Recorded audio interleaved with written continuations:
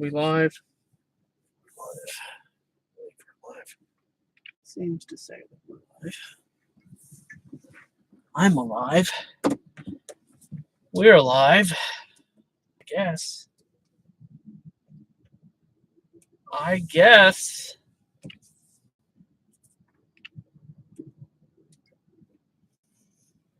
So I had a little bit of a reality check situation going on at work today. In more ways than one. A little call back to reality. And I'm a little nauseated by it. So I started work today at 6:30. I got off at 7. That part wasn't planned. I was expecting to get off at 5. There were some technical difficulties.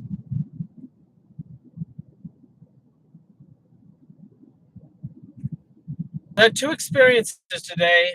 I figure I'll go ahead and share with everybody. And we'll see where it goes from there. So I have a friend that works in the same company. I guess a couple of people that I know that work at the company, but one in particular that is in a role, not necessarily same department, but his job title is the same as the one that I want to have. His role just happens to function slightly differently than what I think would be best for me and my skill set. He's basically a programmer, even though his job title isn't programmer. And I had a conversation with him last week and then again this week. He showed me what he was doing, and I was following along with the VBA that he was writing and working with to perform a couple of different tasks. And I figured it, I was like, I follow. I get it. I see what's going on. But I understand VBA about as well as yo comprende español.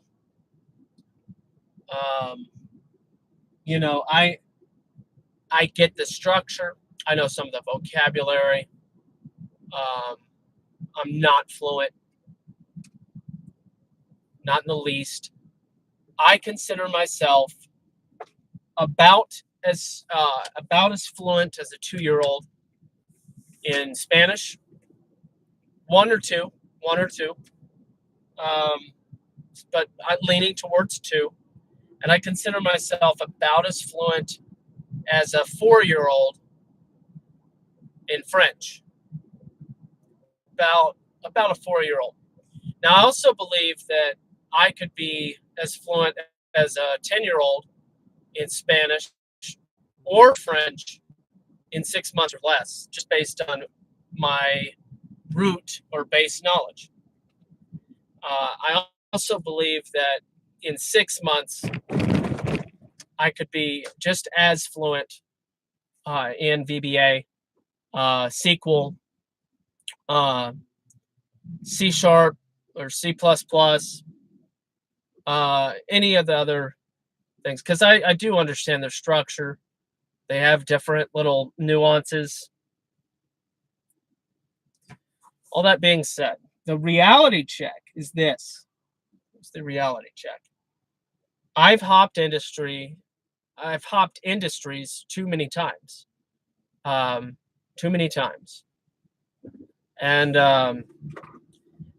I keep on believing a lie. I guess it's a lie.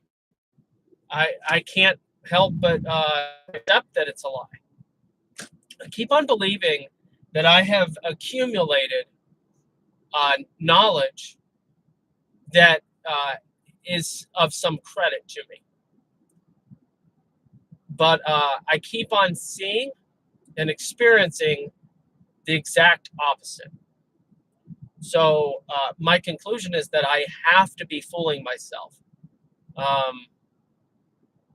Now, what I'm saying right now may be coming across as facetious, sarcastic. I'm actually being pretty sincere when I say this. I must be fooling myself. I keep on thinking over the years, well, I've learned this and I've learned this and I've learned this, and it's making me a stronger employee. It's making me a better candidate. It's making me more valuable. Believing that, although experiencing the exact opposite, no recognition, no acknowledgement. In fact, vehement rejection. Absolutely not. You have no longevity. You have no clear indication that you know what you're doing. You are not fit for this position or any other position that we have. And that is the message that I've continued to receive.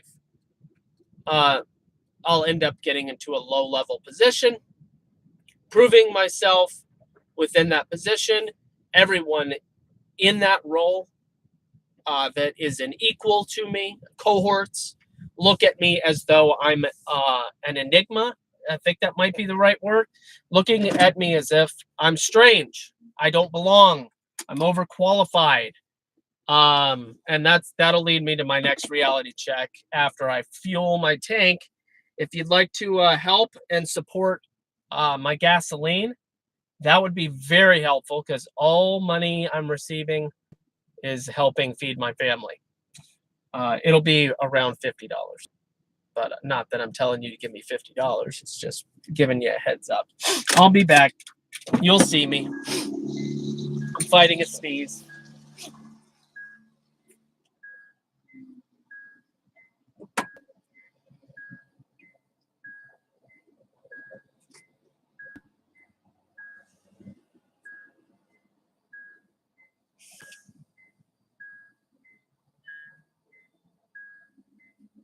This is $3.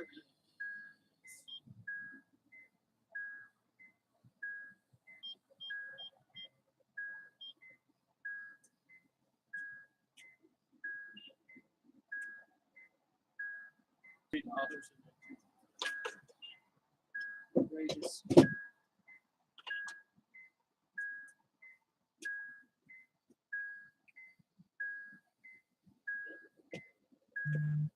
$3.19.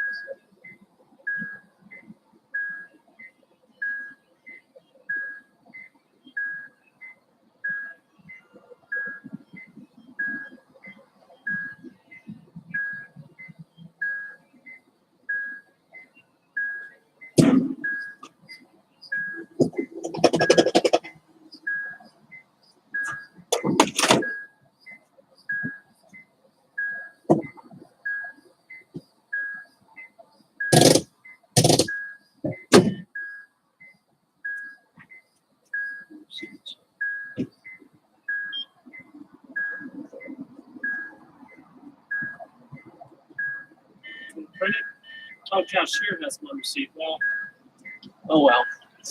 52. $52.75. The cashier has my receipt. Too bad. All right. Hi, everybody. How you find this stream? I don't know.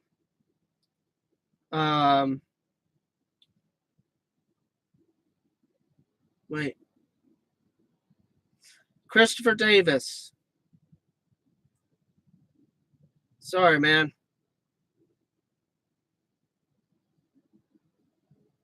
Who else lost somebody?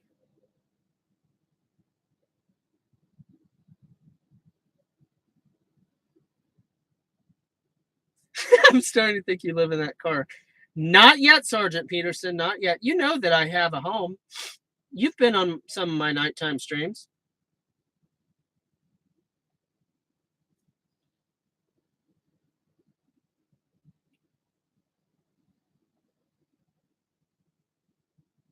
Bo. I never had a father. That was for Frozen.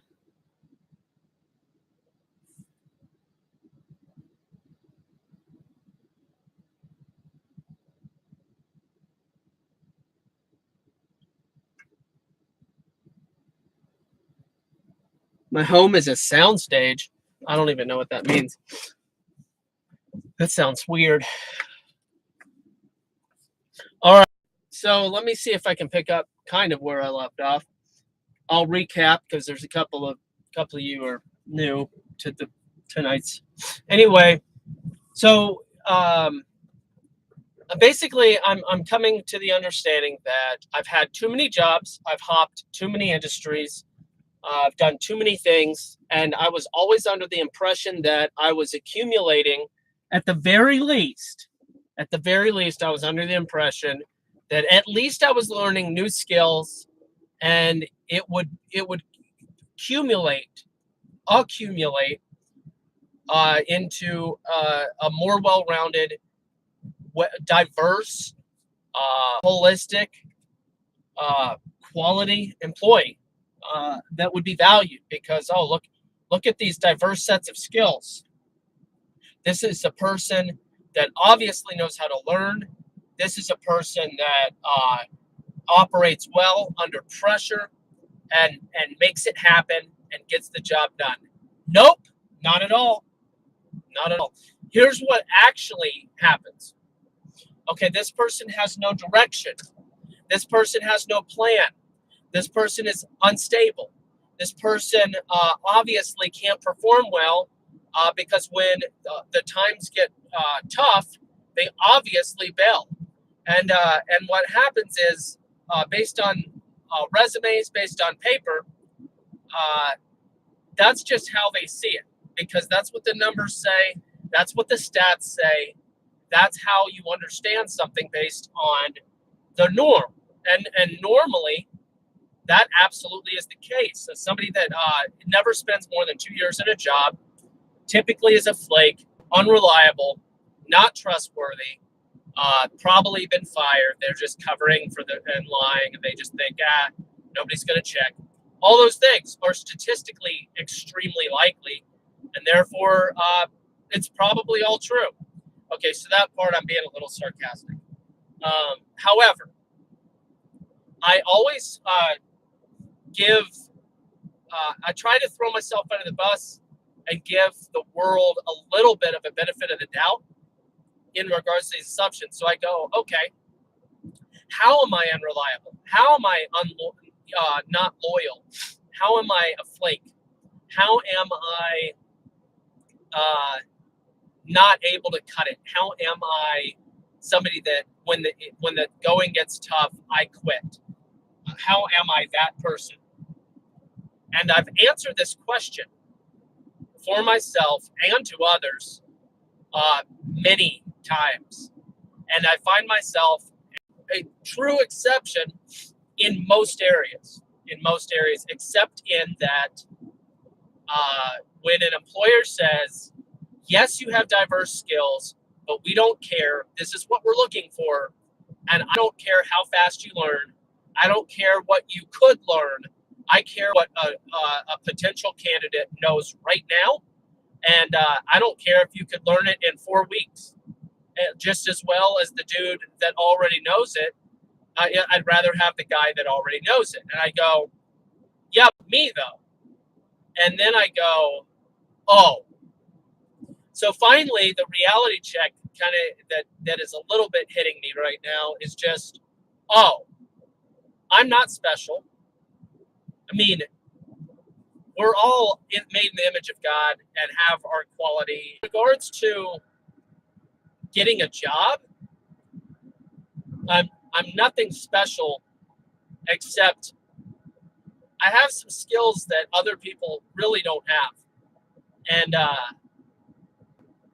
if I had the opportunity to have a conversation with somebody that actually had a vested interest and the power to move things around, pull some strings, so to speak, I would make the claim I will save double my salary every year, no matter what you pay me. I will save the company more than twice my salary in provable, tangible savings year over year, no matter how much you pay me. And more than likely, way higher. I would go into a contract with that agreement because I've done it like at least twofold. I've done it with this job in the lowest level of the totem pole, the lowest. Done in this job. So anyway, that's all new. So I said something. I've talked about this before, that we do a job where there's a team of us. There's like 17 or so of us, and we do this job. We process the loans. Okay, and some that send electronically, and there's some that we have to FedEx. And it's a priority to knock the FedExes out before the cutoff. And I take it upon myself to really, just go gung-ho and fulfill the obligations and do what they say. And not all the team members are the same. And they say, well, the supervisors aren't dogging us out about it, so why should you? So I put this extremely long, like, I don't know, 200 words probably, so a couple of paragraphs. And I told a poetic, kind of psychotic story in the group chat today at work. And I said that this is hypothetically misinformation. I'm kind of paraphrasing. So this is hypothetically misinformation. But a long time ago, an old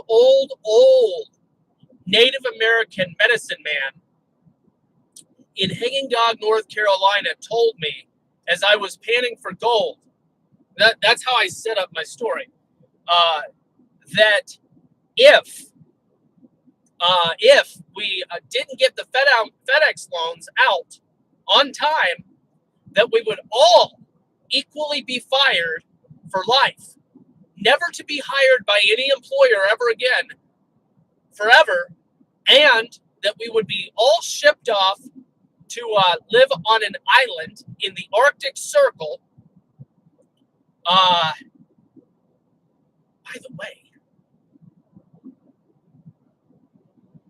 what? Okay, sorry.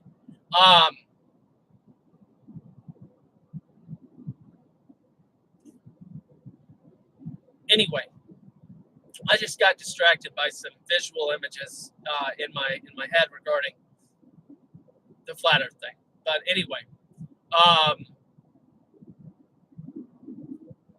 I forgot how they reconciled the concept of the Arctic Circle, but I figured it out. All right, so I was like, so we would all be shipped off to an island on an Arctic Circle where we would have to battle polar bears to the death to survive. So that it was incredibly imperative that we do the FedEx loans every time. So this was my goofy story that I tell just to like poke fun at the fact that every day, pretty much when it's already too late, there are 1 or 2 or 3 or 4 loans that should have been done much earlier, and everybody else didn't take a vested interest, and I did, and I say something about it regularly. And so a kind, and I mean this quite literally, because you know, my employees, good God in heaven, my cohorts could hypothetically, I've been a manager before, guys. I've had all sorts of different positions. I've been in lots of different positions. Anyway, my cohorts could watch this someday. Not that I'm modifying what I'm saying for their sake, but anyway, seriously, thankful for this person, and they were right in what they said, totally right in what they said. So they messaged me and said, "Hey, what's the big deal with why you're so serious about these FedEx loans?"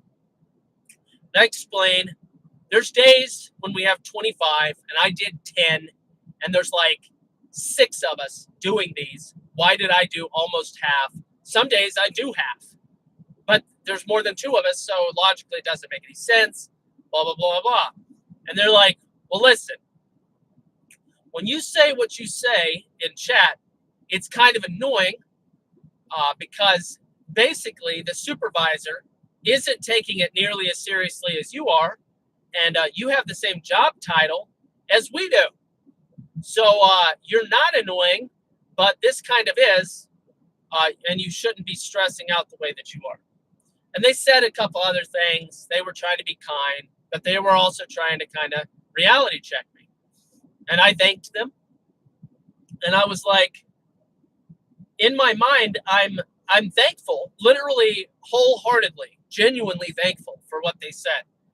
Thankful that somebody has the guts and the boldness to be potentially offensive, to say, hey, you're annoying, and in that whole, you think you're better than us kind of way. And that is annoying. I completely get it. And then I think to myself, whoa, there's a big problem here. Because the problem is, everybody looks at me like I'm insane, as if I think I'm better than them. Because I do.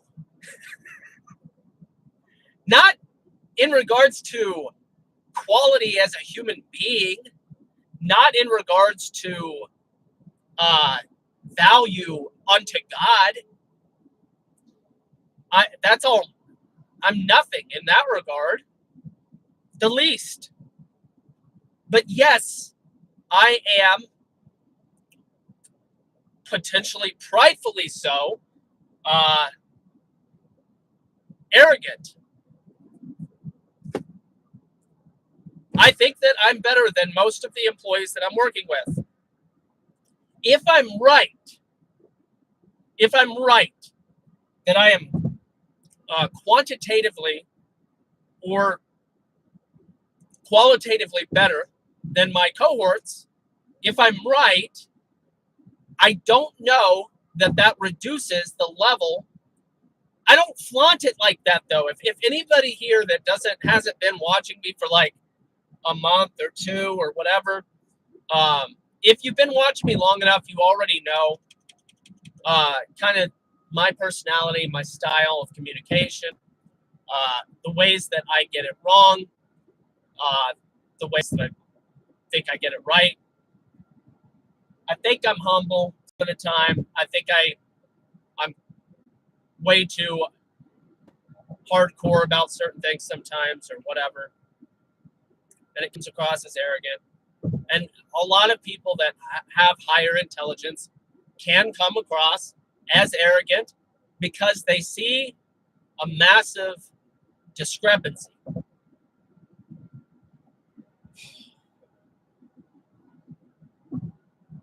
They see a massive discrepancy.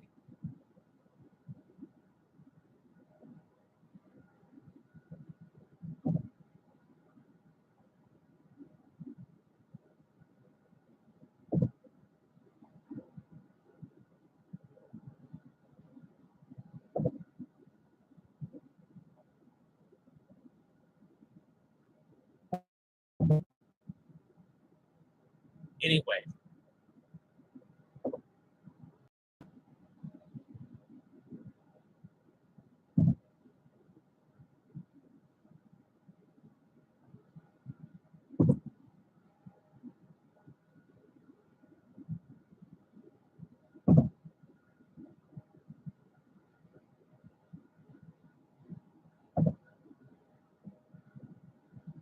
they said what they said, and I thought to myself,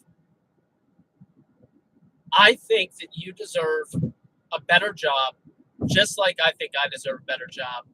You're a hard worker. I didn't say all this, but this is just what was going through my mind. You're a hard worker, and in a lot of ways, you do this job way better than me. Way better than me. And I believe that you deserve to make, a lot more. And I don't think that I necessarily deserve to make more than you.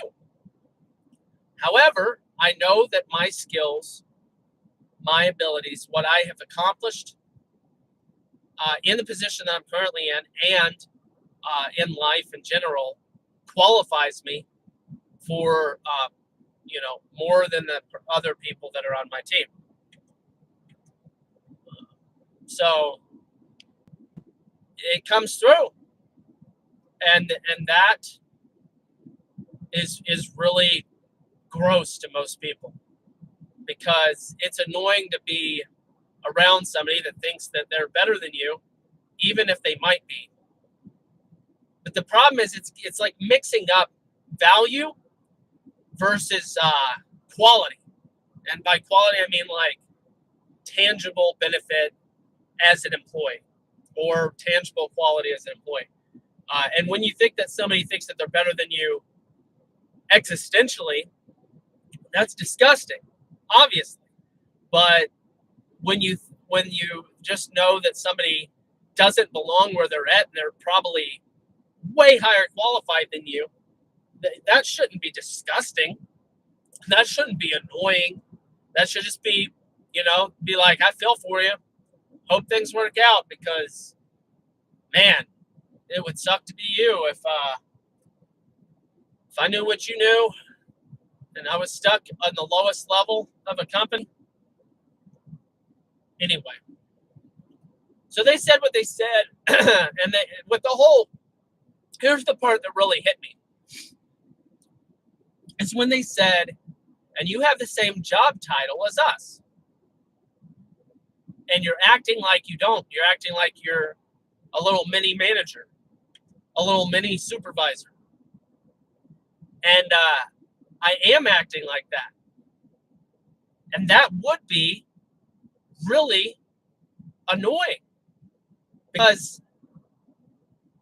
here's the thing. If I was riding in the car with you,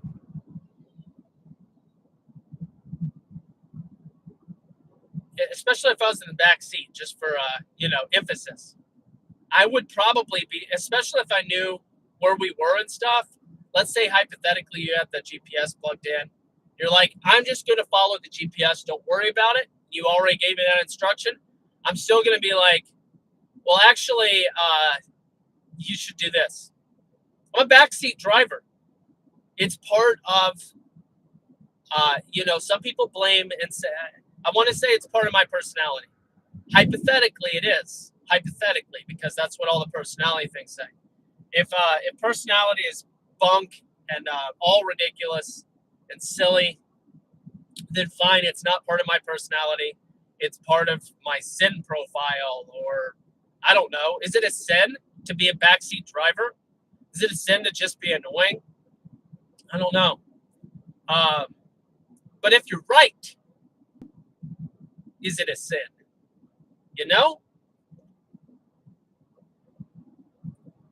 If you're like, guys, it makes most logical sense for us to split the load, you're avoiding something and you're doing it with no logic or meaning. You're just doing it almost not technically, but it's almost as if it's out of malice. So anyway, if I'm right, is it still wrong? Now, I've learned this lesson in the marital realm, being married. You can be right and you can be wrong, even if you're right, technically. You can still be wrong for arguing, basically. And that's kind of what's going on in this situation. I'm being told, listen, and this is from a coworker that's just like, hey, I'm trying to keep it real. And I'm feeling this coworker has somebody on their next to them that probably said, what is with this guy? They've come at me before and been like, listen, don't you ever make fun of me in chat ever again.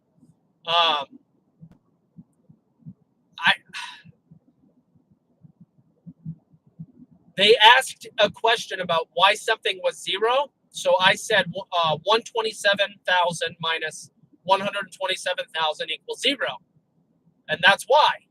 And then they private chatted me and said, don't you ever make everybody, not everybody's as good at Excel as you. Don't you ever make fun of me in chat ever again. And I'm like, you asked the question as to why something was, and I told you why it was. I wasn't making fun of you. I was answering your question. And then they didn't say anything at all to me ever again, pretty much. And I didn't apologize because I want to apologize if I'm wrong, if I'm rude. I had no ill intent in that moment. But these are the kind of things. Yes, I see and I understand stuff that other people don't understand or don't see. And I don't always explain. I don't always handhold. I'm not good at holding hands. I've got one person plus 3 that I care about holding hands. There's no other hands in the world I want to hold. My 1 plus 3. That'd be my wife and 3 kids, just for the record. There's no other hands I want to hold. Okay? And I don't know. This is a major rant. So anyway, bottom line is my reality check. Because I'm really questioning.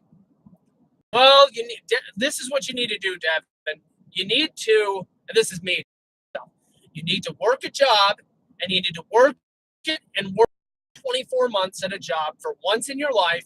Just do it. Just stick it out no matter what. It'll work out. Just do it. And I kind of made that commitment. And you hear the word kind of. Even, I'm being tested, I guess. But, because I'm $800 shy, plus the 15, or minus 800 minus 15, because I have $15 of pledge on Patreon from 2 people. And so technically I'm $785 shy of being able to meet the bare necessities of groceries, $800 a month for my family of 5, as an extremely reasonable and low budget for food and groceries for my family of 5. So I need $785 more on a monthly recurring basis. Now, is Patreon going to do that for me? No, probably not. Not anytime soon. And then, overtime. Is overtime going to do that? Well, for now, yes, actually. I can pull off that much. I mean, that's a lot of overtime, though, guys. That's a lot of overtime. When you consider the fact I have to work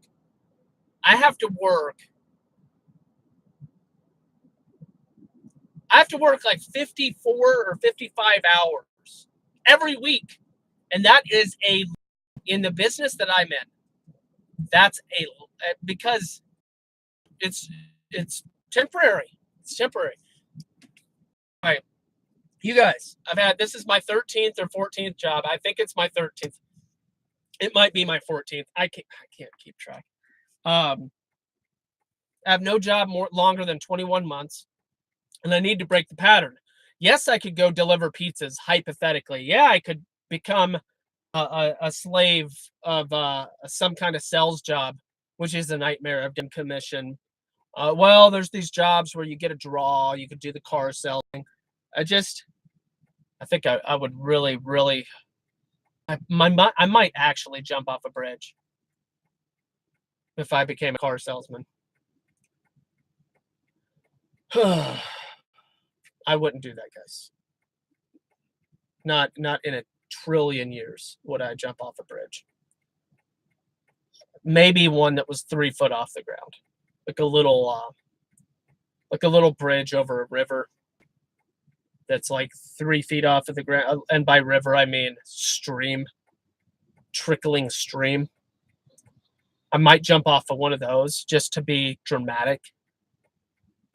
But I would literally never jump off a bridge or end my life voluntarily for any reason whatsoever. Trust me, I've thought about some pretty horrifying things, and I've contemplated it all. It's not an option in my context. Just for the record.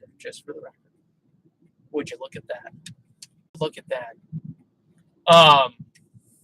So anyway, I thought I saw a middle school student driving, but he's not a middle school student anymore. He would be just finished up at the 8th grade. And I think he would be 15. It's possible. It's possible. Anyway, yeah, used to be a counselor. Used to be a lot of things. Anyway.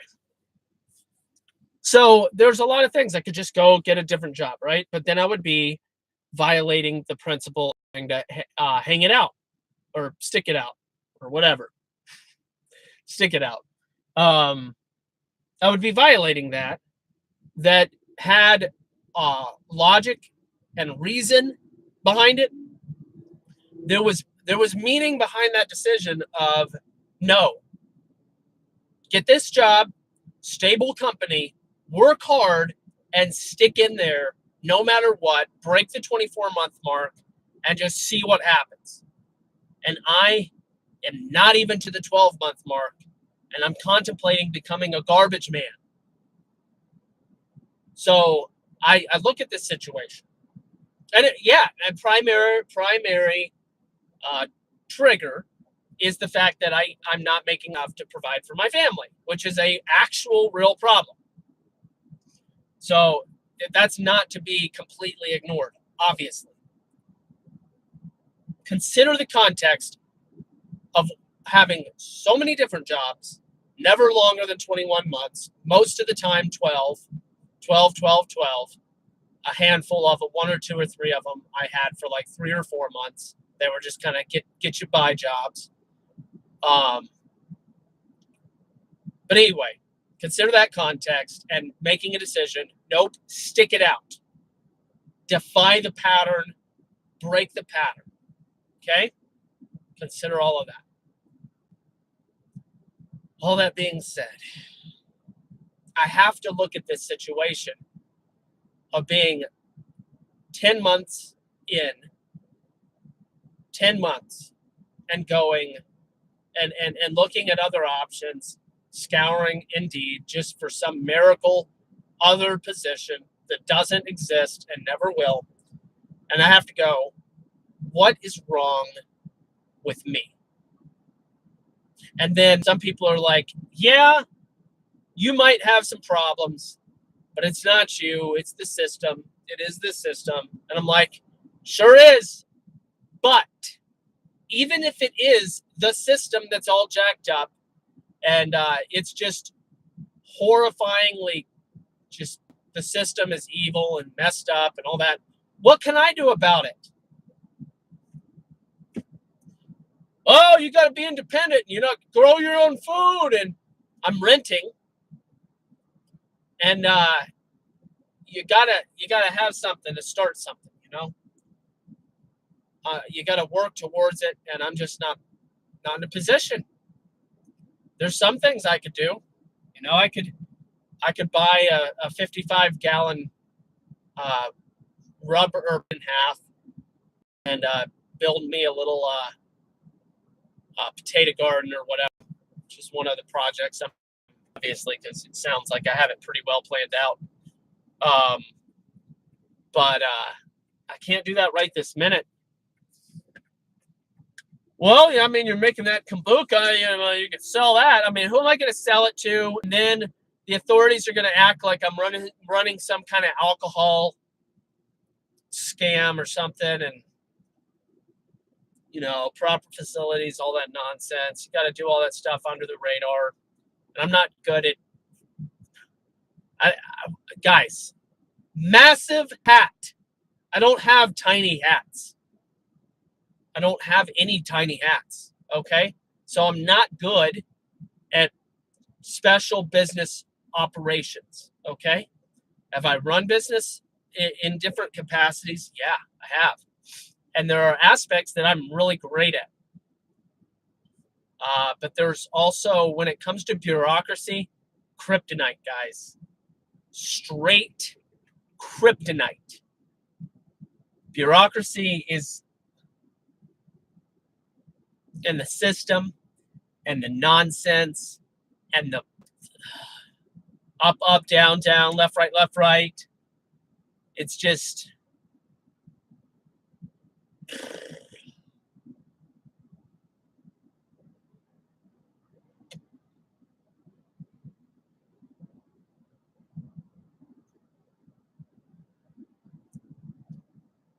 I guess I'm still alive.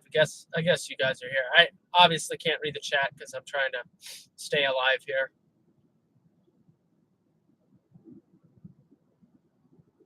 But I see that 4 of you are showing kindness to me with the thumbs up. Thank you. I make a lot of assumptions, guys. And the only reason I keep on telling you that is I want you to hear what I'm saying and just look at yourself. Consider yourself. Consider your own thoughts. Consider your own assumptions. The reason I bring this stuff up, guys, is not just to woe is me and get sympathy. Although, pity me, guys. Pity me, please. Being sarcastic. What the word sarcastic means? I'm joking about the pity me, okay? I don't need pity. We need to be thankful for each breath that God's given us, for the ability to even go to work.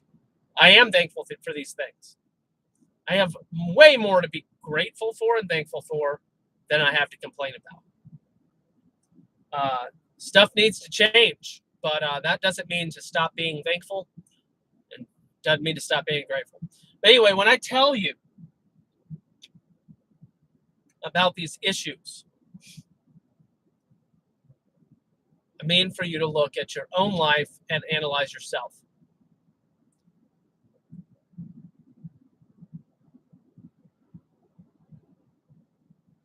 So I've already forgotten the word that I was... what I had said right before my little pity joke.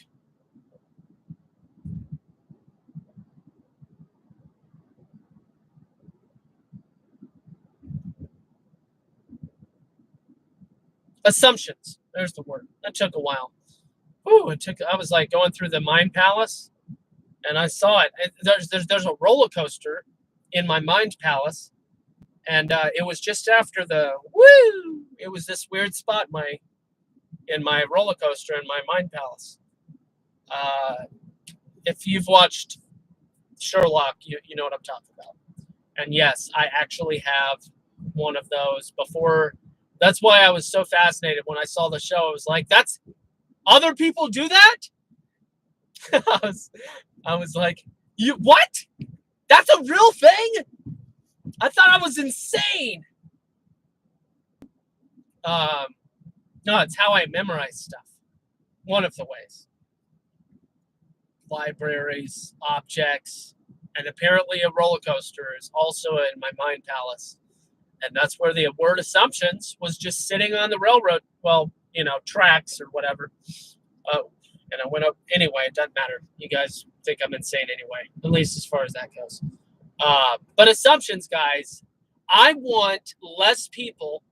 I think that especially for the ones that get it, for the ones that love Jesus, for the ones that want to love Jesus, whatever. If you want to get it right and be logical and have better relationships in marriage, in buddies, in any and all of that, guys, drop the assumptions, fight them, kill them. Assumptions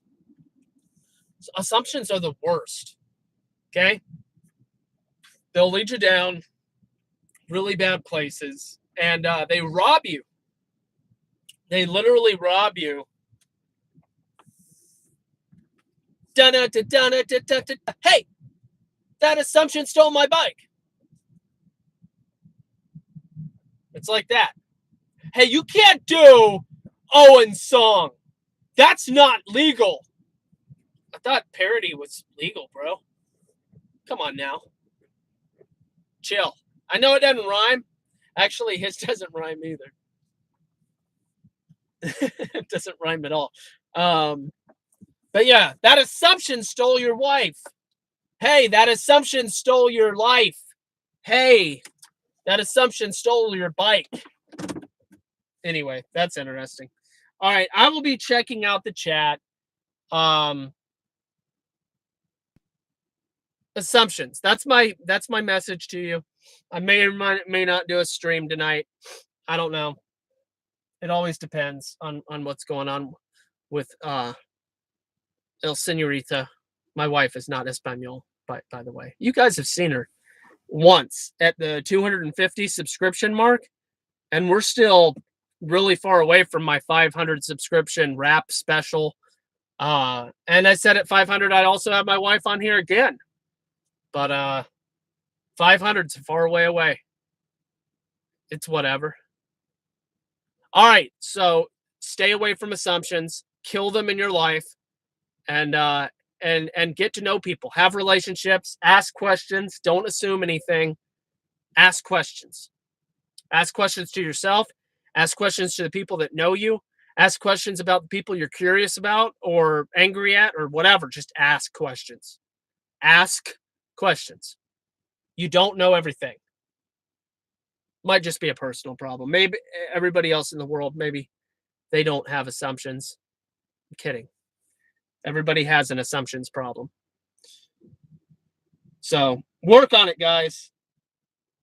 Work on it. I will see you guys around.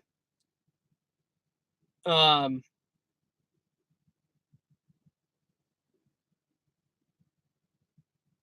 hear you, Froze. Froze moments. That's one thing that I have. I've always worked. And I don't give up. I just keep on working. All right. Bye-bye. Read your Bible, too. Bible.